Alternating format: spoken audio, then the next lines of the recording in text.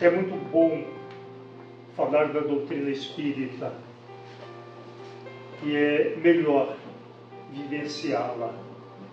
A nossa proposta dessa noite é rememorar um pouco da história do Espiritismo.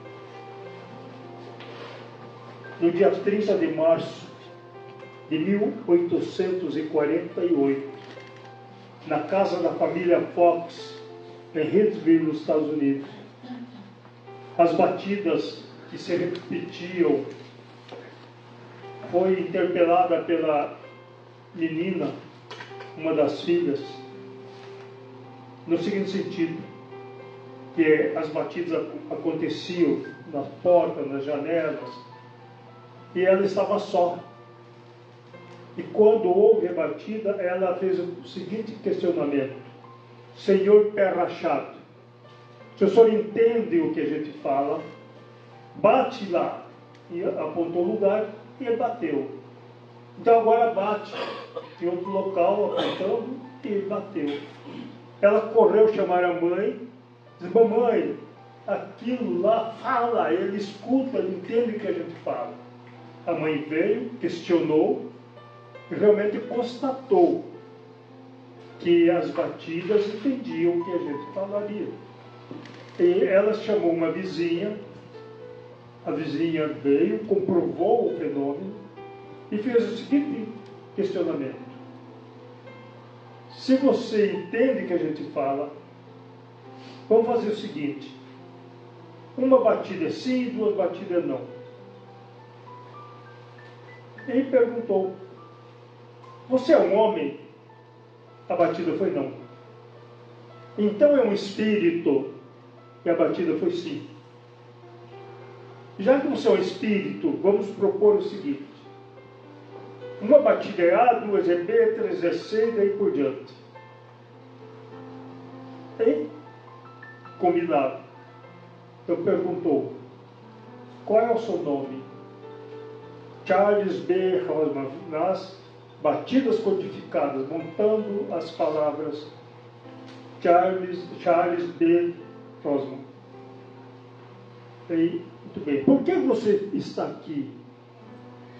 E também nas palavras codificadas, nas batidas codificadas, ele relata que ele era um caixeiro viajante, que certa feita pediu hospedagem naquela casa e trazia consigo $500 e foi assassinado e sepultado na adega. A história foi à polícia. A polícia foi ao local, destruiu o piso da adega e nada foi encontrado. Mas os fenômenos continuaram. As irmãs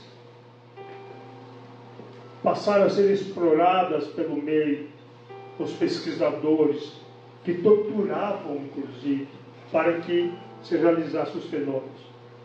Mais tarde, foi derrubado as paredes da adega e caiu o esqueleto. Ele tinha sido sepultado na parede, em pé. Então, concomitantemente, na Europa, sobretudo na França, havia os fenômenos da mesa falante ou mesa girante, que eram as batidas respondendo da mesma forma lá na família Fox, as batidas codificadas. À época, o professor Rivail, Hippolyte Léon Rivail, Denisard Rivail, ele, de família tradicionalmente católica, professor, filósofo, poliglota, consta que era médico. Ele estudava o magnetismo de Mesmer. E um dos seus colegas, o Dr. Fortier, chegou para ele e disse: Hippolyte, você sabia que aqui tem uma mesa que entende o que a gente fala, que é magnetizada? Sim, sim, pode ser. Ele estudava o magnetismo. Depois do dia, ele disse assim, e por ter a mesa responde perguntas. Ele fala assim, olha, ser magnetizada, tudo bem. Agora, responder perguntas, isso é história para boi dormir em pé. Eu não concebo a ideia de uma mesa destituída de cérebro para pensar, de nervos para agir, tornar-se sonâmbulo e falar. Mas ele tinha um outro amigo, o senhor Patier, e ele chegou para ele e falou assim, Ponte, você sabe que os espíritos se comunicam? Aquilo foi adentrando no seu cérebro as informações que chegavam que ele não acreditava. E o doutor Fortier disse, vamos uma dessas reuniões? Eu não vou, tal. Mas na insistência, um dia ele foi. E lá ele constatou que realmente ela atendia as perguntas. E dependendo de quem interrogava, era uma forma que a mesa agia. Às vezes até agredindo as pessoas. Certa feita, coube-lhe a oportunidade de uma pergunta. E ele fez aquela. Eu não concebo a ideia de uma mesa destituída de cérebro para pensar em nervos para agir, tornar-se sonâmbulo e falar. E a resposta foi, ocorre que não é a mesa que fala. Somos nós, espíritos, que como vós vivemos na terra, que falamos. Aí então ele ouviu uma resposta inteligente. E certa feita, ele foi a uma outra casa assistir uma dessas reuniões. E lá ele foi convidado pelo senhor Roger, com sua esposa, René Pernet-Mazon, para que fosse assistir uma reunião na sua casa, ela também fazia. E ele foi. E lá ele conheceu as irmãs Baudin, que tinham se valido de uma cesta que tinha um caule, né, ou um cabo, melhor dizer, com um lápis amarrado na ponta sobre o papel. Eles faziam a preparação, tocava a cesta e ela escrevia respondendo as questões.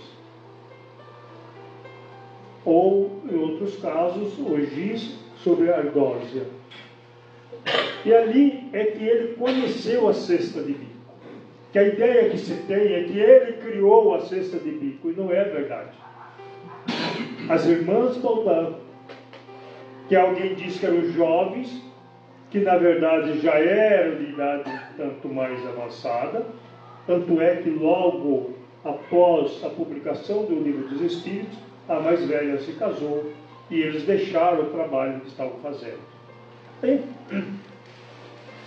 vendo esses fenômenos, ele passou a estudar, a pesquisar, a manter comunicação com outros países onde ocorriam os fenômenos, inclusive com o Brasil, com Luiz Olímpio Teles de Menezes, que era homeopata e fundador do primeiro centro espírita no Brasil.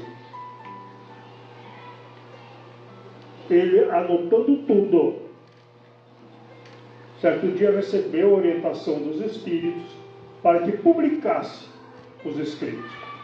É aí então que no dia 18 de abril de 1857 vem à luz o Livro dos Espíritos, com 501 questões. O autor, além, claro, como ele mais tarde fala que a autoria era dos Espíritos, mas ele foi o intermediário, Allan Kardec. Pera, mas seu nome era Hipólito Leão de Rivaio. Numa daquelas reuniões, ele foi consultar o médium, porque na véspera dos seus escritos, enquanto ele escrevia ali à noite, ocorreram as batidas na sua casa. Ele parava de escrever, as batidas cessavam. Voltava a escrever, as batidas continuavam. Chamou sua esposa, ela também ouviu as batidas, ele paralisou seu trabalho. No dia seguinte ele foi a uma dessas reuniões,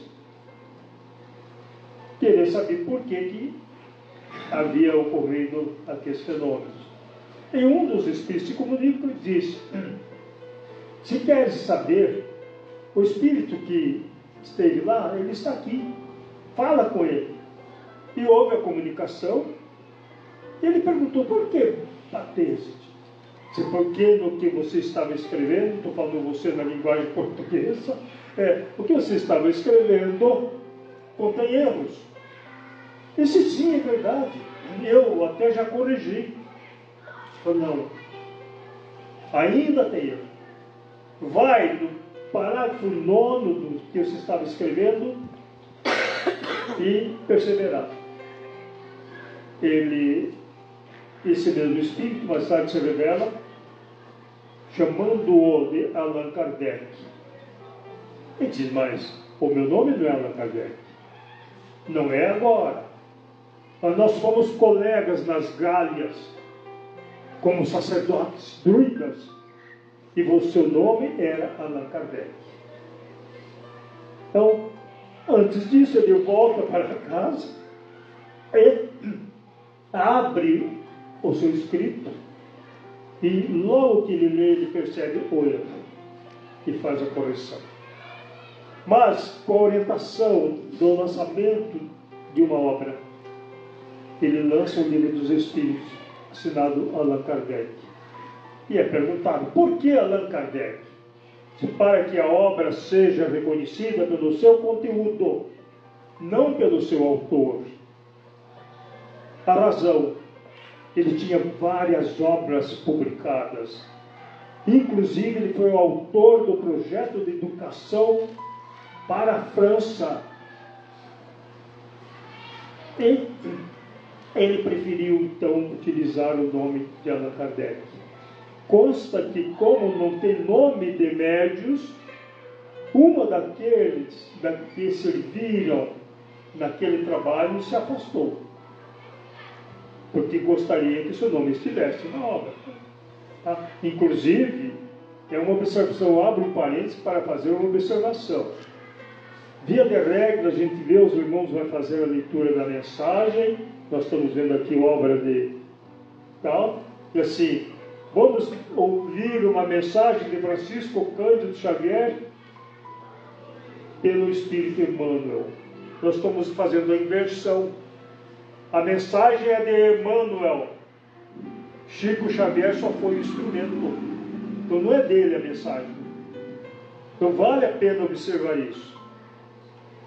Mas, então ele publica a primeira edição do Livro dos Espíritos, que chama a atenção os estudiosos.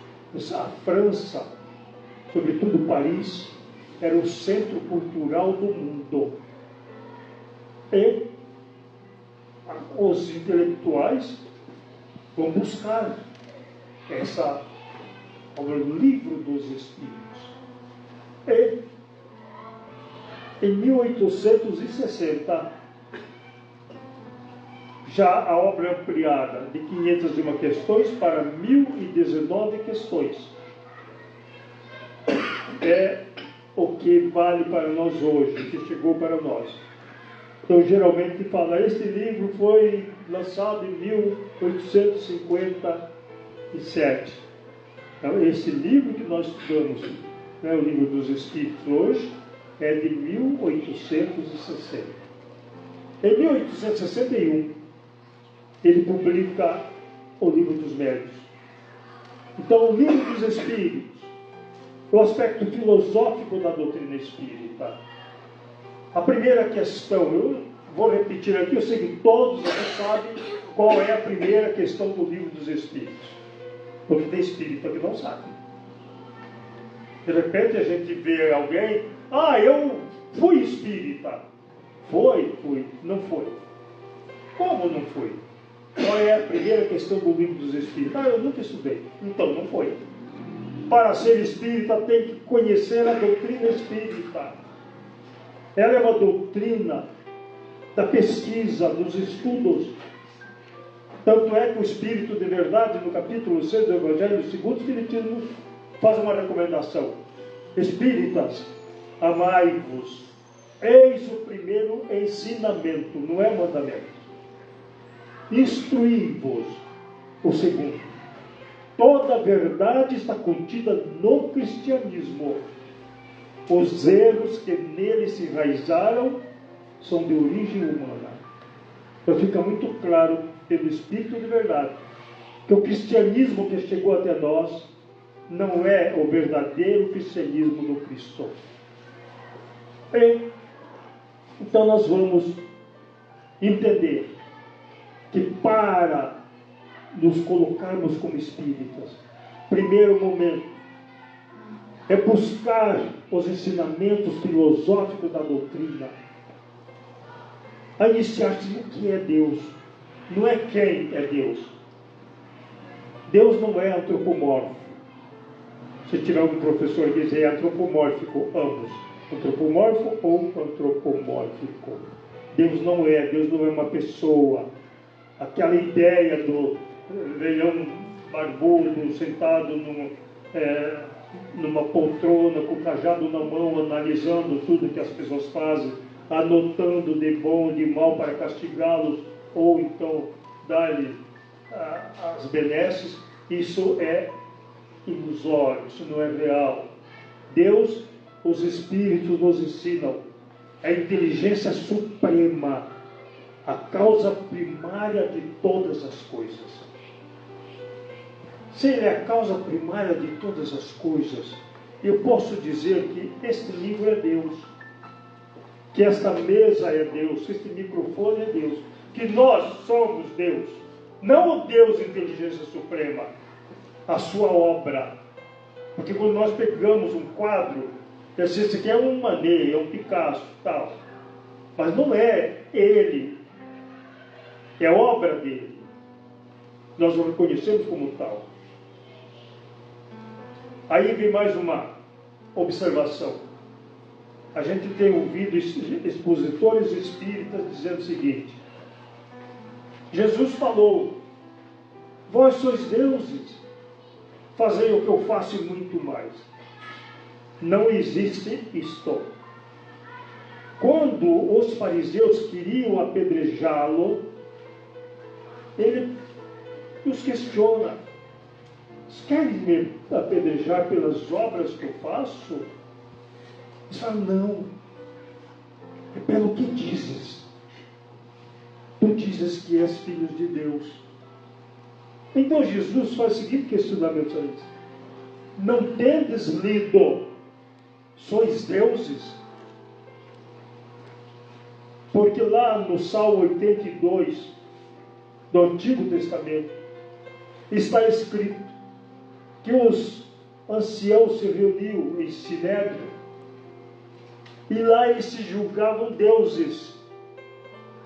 Esse é o questionamento de Jesus, para que os fariseus entendessem o que ele estava dizendo. Isso está em João 10. Em João 14 está: crede em Deus, crede também em mim, que outras obras fareis. Que obras fareis maior que as minhas?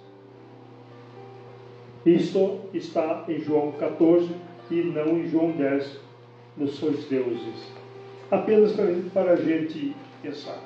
Mas aí vem o livro dos médiuns. Primeiro o livro dos Espíritos, esse aspecto mais teológico, nós diríamos.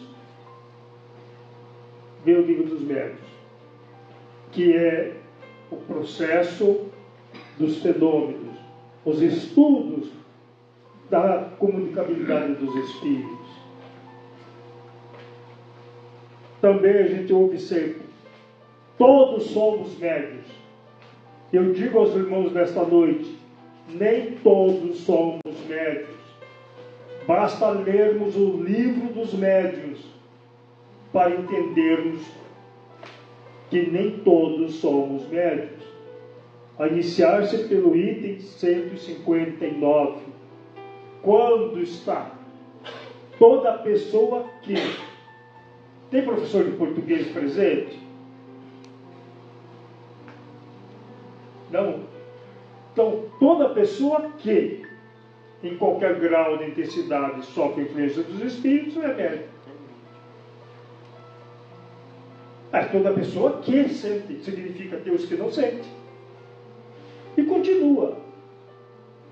E coloca como médium apenas os que têm a faculdade, no sentido mais ostensivo ou ostensivo. E a irmã está dizendo, são raras as pessoas que não a possuem, pelo menos em rudimentos. Se raras pessoas não têm nem rudimentos, logo todos não somos médios. E nós vamos encontrar vários momentos do livro dos médios, Allan Kardec falando quem é e quem não é médium. Aí poderíamos falar nesta noite, mas qual a importância disso? A importância é conhecermos a doutrina. A importância é quando alguém chega para mim, olha, está acontecendo isso comigo, você é médium. Ninguém define quem é ou não é médium. Somente nós. Aquele que sabe que é médium. Porque ocorre consigo os fenômenos. Muitas vezes a pessoa é obsidiada. Até fala com os espíritos. Vai para o centro, passa um tratamento e deixa de ver espíritos ou ouvir espíritos. Porque aí nós vamos para 459 do Livro dos Espíritos. Quando Allan Kardec pergunta, os espíritos influem na nossa vida? E a resposta é, muito mais do que imaginais. De modo que muitas vezes são eles que vos dirigem. Então, o obsedado, ele é dirigido pelos obsessores. Quem se volta para o bem é amparado pelos bons espíritos. Eu não tenho mediunidade. Falando aqui do Vanderlei, não tem mediunidade, mas faz o bem. Se faz o bem, é amparado pelos bons espíritos. Poderíamos perguntar, mas é importante ser médium? Claro que é. Como é importante ser trabalhador. Neste livro, eu faço uma abordagem falando sobre isso. Como é que deve se trajar um médium? Da mesma forma dos outros. Na casa espírita, de acordo com o traje habitual. Ninguém adentra a sala do juiz de camiseta regata e de bermuda. Ninguém vai a uma outra igreja qualquer dessa forma. Por que nós vamos ao centro espírita de camiseta regata e bermuda? Sabendo que o habitual não é este. Então os médios se trajam da forma que todos devem se trajar. Aí nós vamos observando os ensinamentos dos espíritos e vamos procurando nos melhorar.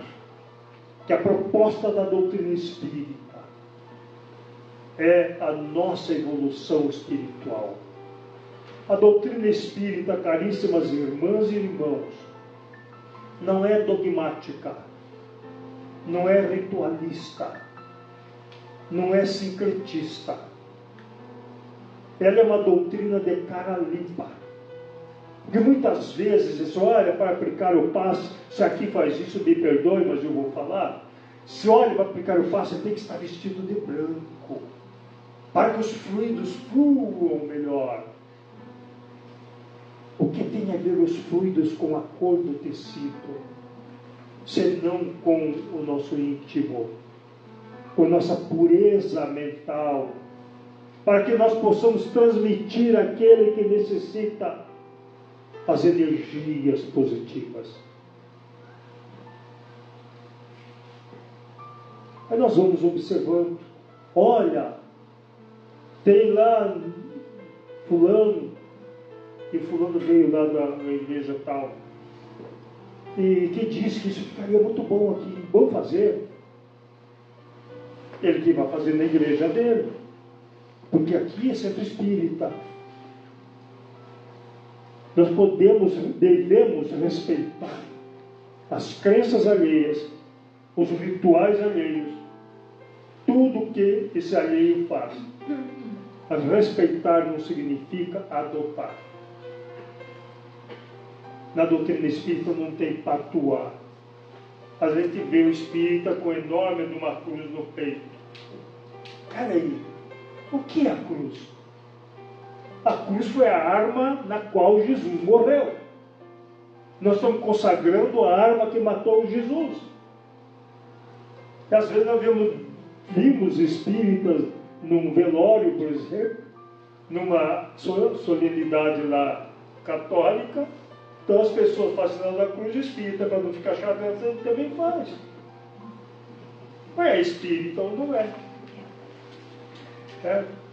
E é interessante que os padres respeitam-nos. Muitas vezes nós estamos nesses encontros. O padre chega, ele passa pelos católicos e vai cumprimentar a gente. Nós fazemos culto ecumênico. Certa feita, nós fomos convidados para um culto ecumênico, era até do Poder Judiciário, e o padre me ligou: seu Laureano, o senhor vai... Sim, vamos fazer uma reunião para discutirmos? Vamos, padre. O senhor chama o pastor? Chama. É no dia seguinte, no local marcado, eu cheguei primeiro, estava lá, daqui a pouco chegou, pela camisa dele cheia de inscrição de que é o padre. Ele olhou para mim: o senhor é o seu Laureano? Sou eu, Laureano. Ah, o senhor é espírito kardecista? Eu falei: não, padre. Não. Ah, o senhor é de Umbanda? Eu falei: não, padre. Não, mas então, eu sou espírita. Sim, mas kardecista? Mas não existe espírita kardecista, padre. Como não? Não existe. Allan Kardec se tornou espírita. Logo, o espiritismo não pode ser kardecista. Isso é um raciocínio lógico e rápido. Aí ele falou assim: o senhor pode me falar um pouco sobre espiritismo? Ah, eu aproveitei. Né? Então eu falei uns 15 minutos para ele. Falei uns 15 minutos. O término ele falou assim: como é bom conversar, a gente aprende. Fizemos o culto comigo. Fizemos muitos outros depois, inclusive com o bispo, né? E levamos nossa mensagem na visão espírita, sem fazer proselitismo da doutrina espírita. Porque nós temos argumento. Quando Allan Kardec pergunta aos espíritos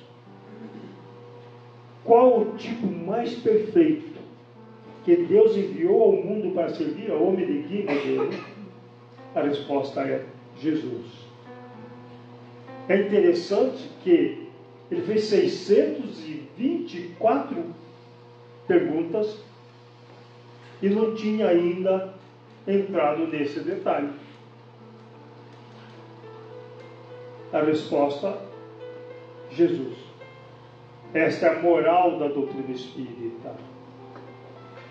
Então, aquele que é espírita, e eu quero também dizer aqui, nós não somos espíritas cristãos. Nós somos cristãos espíritas.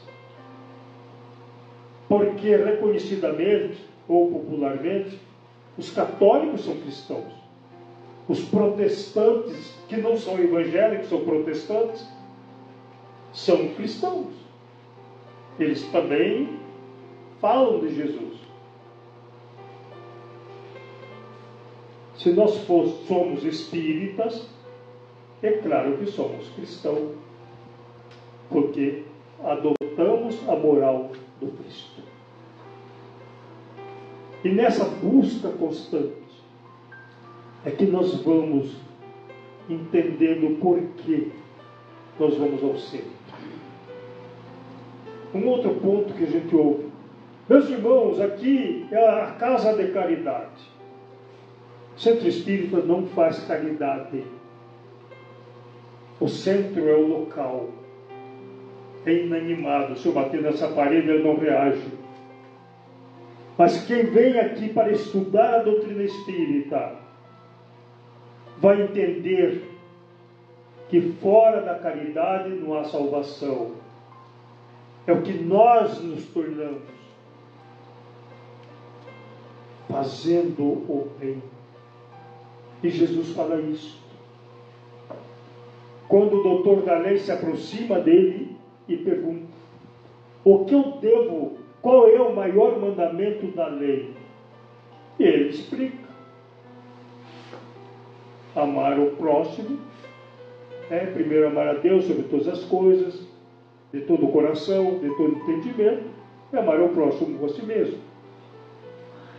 E ele é questionado: quem é meu próximo? Ele então conta uma historinha. Descia de Jerusalém a Jericó um viajante e foi tomado pelos ladrões. Eles levaram tudo que eu tinha, espancaram e deixaram quase morto. Logo a seguir descia um sacerdote, fazia o mesmo caminho. Olhou caído e passou de largo.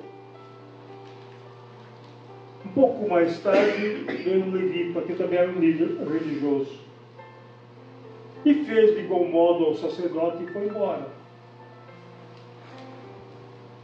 Fazia depois aquele caminho um samaritano. Viu o caído, foi ao seu encontro, untou-lhe as feridas com vinho e azeite, colocou em sua montaria, levou uma hospedagem, passou a noite com ele.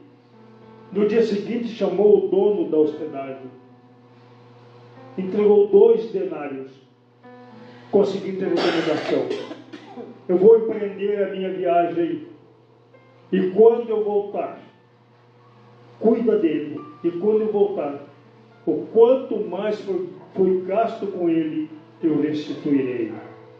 Aí Jesus pergunta ao doutor da lei: quem é o próximo do caído? Era samaritano. O doutor da lei era judeu. Não diria que era um samaritano, mas disse: foi aquele que usou de misericórdia para com ele. Respondeste bem, faz isto e terás a vida eterna. Então vejamos, a doutrina espírita vem e nos coloca: fora da caridade não há salvação. Simplesmente reforçando ou repetindo os ensinamentos do Mestre Jesus. Aí nós vamos, nossos irmãos de algumas crises: não, mas está lá que é pela fé que nós nos salvamos. Aí Tiago diz o seguinte: me apresenta a tua fé sem obras, e eu apresentarei as minhas obras com fé. Então, queridas irmãs e irmãos, a proposta da doutrina espírita é o exercício do amor. Olharmos na horizontal, tanto ao doutor como ao mais humilde sitiante. Olharmos na horizontal. Porque muitas vezes nós pensamos que ser humilde é nos rebaixar aos doutores. Ser humilde é respeitar. Mas da forma que nós respeitamos o cidadão graduado, haveremos de respeitar aqueles que, de certa forma, se consideram abaixo de nós. o trazê-lo para nós, para que se sinta à vontade. Então, só concluindo as obras, em 1864 é publicado o Evangelho segundo o Espiritismo. Não está aqui. Então, o Evangelho segundo o Espiritismo, que são obras, então, que é uma obra que fala da moral do Cristo, que fala do amor, que fala dos mundos habitados, que nos ensina que o reino de Jesus não é deste mundo, mas que nos conclama para que o siga.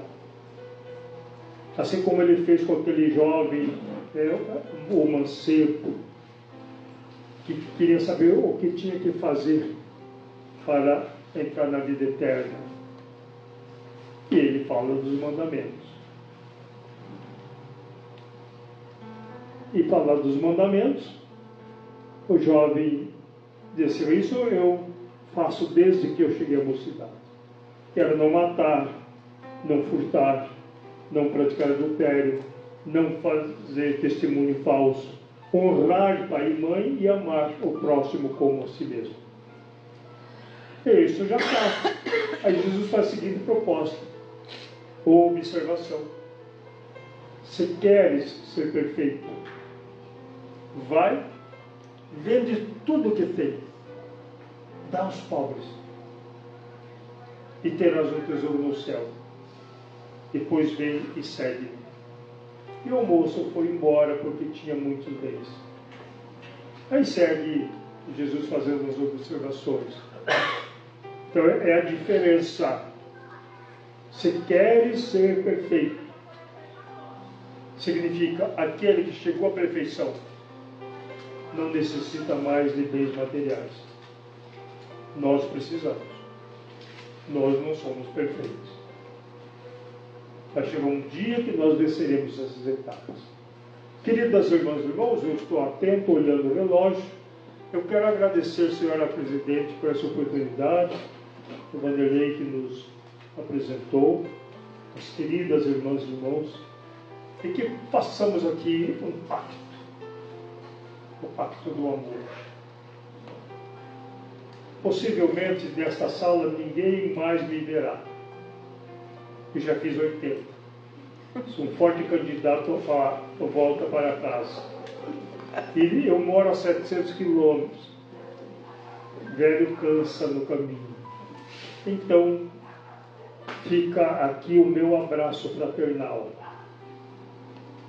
A nossa oração para que nós possamos dar ao nosso país o amor que ele está necessitando, a paz que a humanidade precisa. Estamos num momento muito difícil no mundo. Ameaças de uma guerra mundial.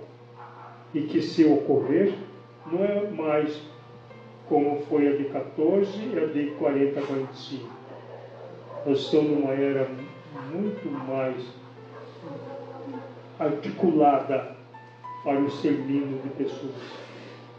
Que roguemos a Deus para que possa abrandar os corações, que nós possamos viver em paz. A todos, o meu abraço fraternal.